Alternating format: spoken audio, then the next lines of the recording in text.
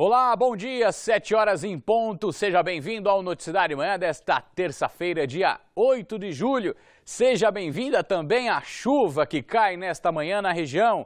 Que ela venha mesmo, abençoada, para aliviar a situação do abastecimento de água. E por falar em água, este é o grande problema das plantações e dos agricultores na região. A estiagem prejudica as safras e aqui no Noticiário Manhã nós vamos saber como está a cana-de-açúcar a partir de Porto Feliz. E claro, para você, agricultor, nós vamos trazer dicas para minimizar os problemas com a seca. E em época de Copa do Mundo, os holandeses chegam a Jundiaí para apresentar aos professores da cidade um projeto para desenvolver habilidades com as crianças bem bacana. Isso e muito mais daqui a pouco, porque agora nós vamos à prestação de serviço e às informações do trânsito. Para saber como está a movimentação nas rodovias e principais ruas e avenidas de Sorocaba, eu converso agora com Renato Diniz.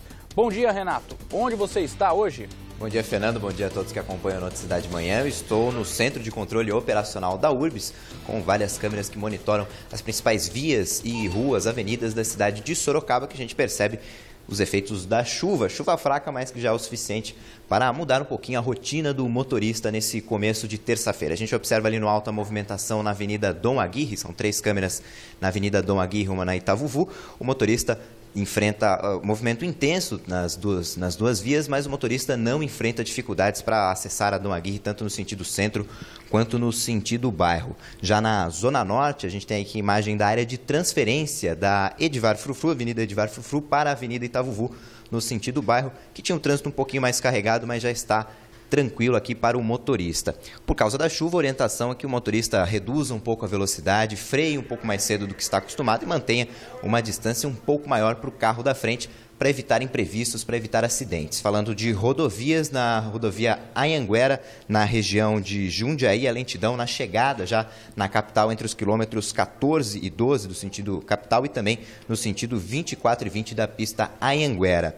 E olha, amanhã é feriado de 9 de julho, exatamente por conta do feriado da Revolução Constitucionalista de 32, a URBS vai interditar algumas ruas, na verdade, o entorno da praça que leva o nome de 9 de julho por conta de uma solenidade que vai ser realizada amanhã. Essa interdição vai ser das 7 da manhã até a 1 hora da tarde, a Praça 9 de Julho que a gente observa na imagem. O motorista vai ter algumas opções, quem trafega pela Eugênio Salerno e quer acessar a Avenida General Carneiro vai ter como alternativa as ruas Goiás e ruas Amazonas. O motorista que vem da General Carneiro para o centro pode seguir por ruas como a Dimas de Melo, Almirante Barroso e a Francisco Ferreira Leão. Em todos os casos, agentes de trânsito da URBS estarão no local amanhã a partir das 7 horas para orientar o motorista quanto a alternativas a respeito dessa interdição no entorno da Praça 9 de Julho amanhã. Fernando. Obrigado pelas informações, Renato.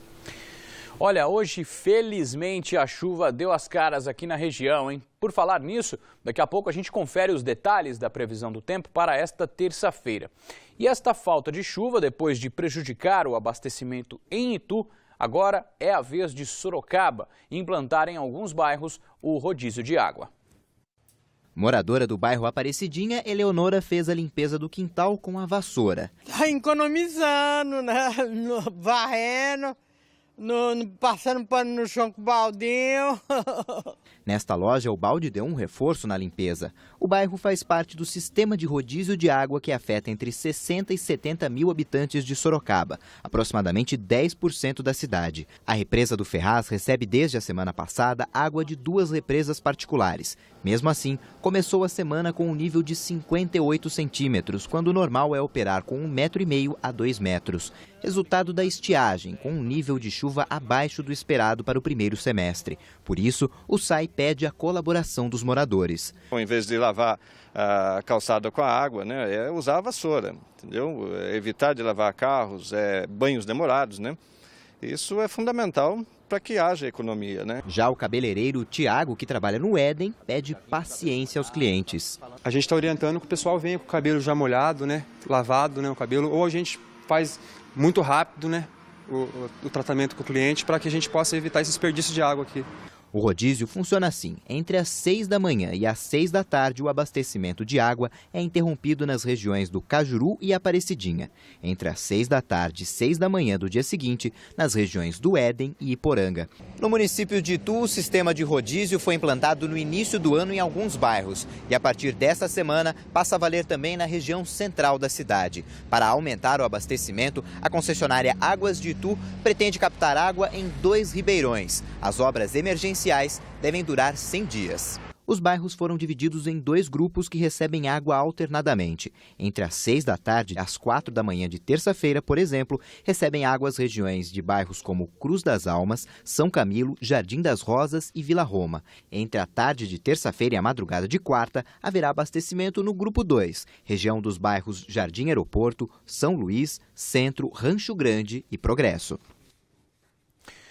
E o SAE, responsável pelo abastecimento de água em Sorocaba, já começou o bombeamento de água de uma terceira represa particular na região do Éden, para tentar minimizar ainda mais a situação do abastecimento. E uma das principais orientações para economizar água é não usar a mangueira, por exemplo, para lavar a calçada. E nesta segunda-feira, nossa equipe flagrou 2 situações na região do bairro do Cajuru, que faz parte do rodízio de abastecimento de água em Sorocaba. Donas de casa desperdiçavam água para limpar as calçadas. Olha a consciência, hein, dona de casa? São 7h08. Foi ouvido nesta segunda-feira o jovem de 22 anos suspeito de matar o próprio pai no bairro Barcelona, em Sorocaba, no fim do mês de maio. Segundo a polícia, o jovem disse que o pai teria se recusado a dar dinheiro para comprar drogas. Ele foi encontrado depois de ter assaltado um taxista no bairro Campolim. Junto com ele estava o adolescente de 17 anos, que também teria o ajudado a matar Jair Martins. Kleber Nunes Martins confessou que usou uma corda para enforcar o pai, depois o esfaqueou e ateou fogo na casa. O suspeito foi encaminhado ao CDP de Sorocaba e o menor à Fundação Casa. E nesta segunda-feira também, uma mulher e 2 filhos foram feitos reféns por 4 bandidos no Centro de Piedade. Segundo a polícia, os suspeitos mantiveram a mulher e um dos menores no quarto, enquanto o outro foi levado pelos criminosos para pegar os objetos da casa. Os suspeitos levaram um carro, aparelhos eletrônicos. Felizmente, ninguém ficou ferido. Os bandidos conseguiram fugir e, por enquanto, ninguém ainda foi preso. Nós mostramos ontem, aqui no Noticidade Manhã, os atos de vandalismos que destruíram vários comércios de Itapetininga no começo do final de semana. A ação fez com que a polícia, nesta segunda-feira, em reunião com comerciantes da cidade, decidisse aumentar o efetivo para garantir mais segurança e evitar situações como essa. As lojas no centro abriram normalmente. Esta recebeu clientes mesmo com a vitrine coberta por tapume. Foram levados skates e bonés. Câmeras gravaram a ação de vandalismo de um grupo de jovens. Minutos depois, a rua Campos Sales é tomada pela polícia. Na Virgílio Rezende, uma das mais movimentadas do centro, a loja de modulados abriu a porta mesmo com o visual de fechado para a reforma. A loja tá aberta, mas assim, a parte visual fica toda prejudicada, porque não dá para, assim, estamos funcionando, fica esses tapumes, então parece, destruíram tudo, não dá para ver. Leonardo, que passou o fim de semana no comércio para acompanhar a instalação de tapume, enfrenta agora longa etapa de negociação com a seguradora, para só depois começar a recuperação da fachada. A gente tem que ligar, espera na fila para ser atendido, aí tem um que me disse que não funciona, e aí mais um tempo para vir fazer a vistoria, tudo, então agora tem esse outro sofrimento. Prejuízo também teve o proprietário desta outra loja de modulados que fica na mesma rua. A madeira custou R$500, mais o valor pago à segurança particular, contratada desde o ataque. E a loja ainda vai permanecer fechada. Prejuízo imediato material na faixa de R$15 mil e o prejuízo com a loja mais uma semana fechada é imensurável. De acordo com Lucas, a insegurança permanece. Insegurança total. Insegurança e desconfiança. Credibilidade da segurança pública, 0.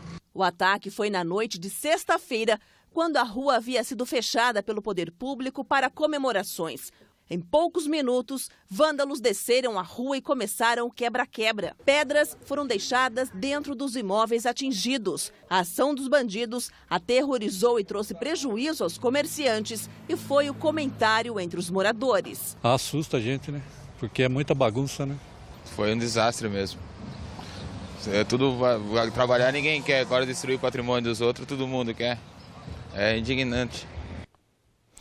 E aqui em Sorocaba, comerciantes procuraram nossa redação para dizer o quanto se sentem inseguros por conta de uma onda de assaltos.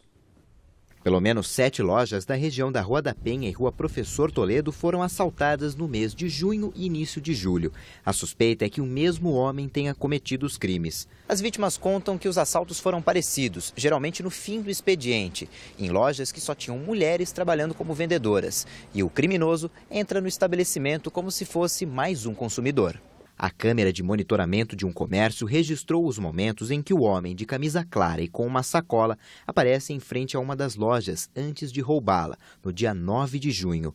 Ele passa 2 vezes, às 5h05 da tarde e 18 minutos depois. Às 5h25, entra para cometer o crime. A imagem capturada por outro estabelecimento mostra o homem usando óculos e boné durante a ação. Esta funcionária de um comércio da Rua da Penha conta como foi a ação do criminoso. No começo eu achei que era brincadeira, né? E na hora que ele mandou eu calar a boca, que ele ia me meter um tiro, ele sacou o revólver, só que eu não vi a arma, né? Eu só senti que ele encostou nas minhas costas e falava, passa grana, passa grana. Para evitar prejuízos, ela fecha a loja mais cedo. Quando começa a escurecer, nessa época agora, eu tô chegando a fechar a loja tipo 10, 15 minutos mais cedo. Dono de outro comércio no centro, Júnior está preocupado com os roubos. Trabalhar de porta aberta não é fácil.